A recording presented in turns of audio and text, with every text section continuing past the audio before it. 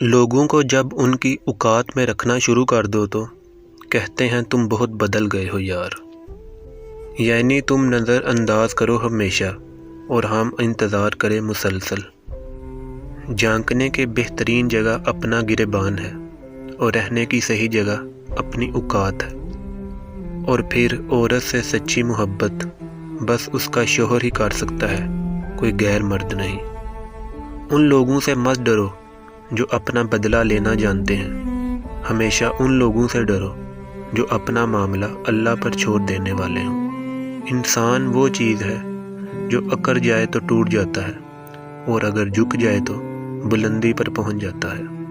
عرش والے سے رابطہ مضبوط ہو تو فرش والے کچھ نہیں بگاڑ سکتے۔ سچ بولنے سے انسان کو ذہنی پریشانیوں سے نجات ملتی ہے اور اس کا دل ہلکا ہو جاتا ہے۔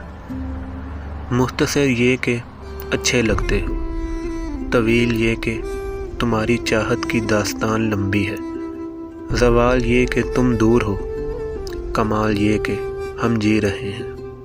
جسم کی چوٹ تو وقت کے ساتھ ٹھیک ہو جاتی ہے، مگر لفظوں اور رویوں کے زخم کبھی نہیں ٹھیک ہوتے۔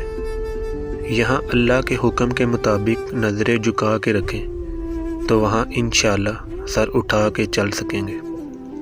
یہ عشق بھی ختم ہو جائے گا۔ تم نے سنا نہیں، کل نفس ذائقۃ الموت۔ لفظوں کے دانت نہیں ہوتے مگر یہ کاٹ لیتے ہیں۔ کچھ لوگوں میں دیمک جیسی صلاحیت ہوتی ہے، کھا جاتے ہیں دوسروں کو۔ جن کا بھروسہ اللہ ہو ان کی منزل کامیابی ہے۔ مختصر رہو لیکن مخلص رہو۔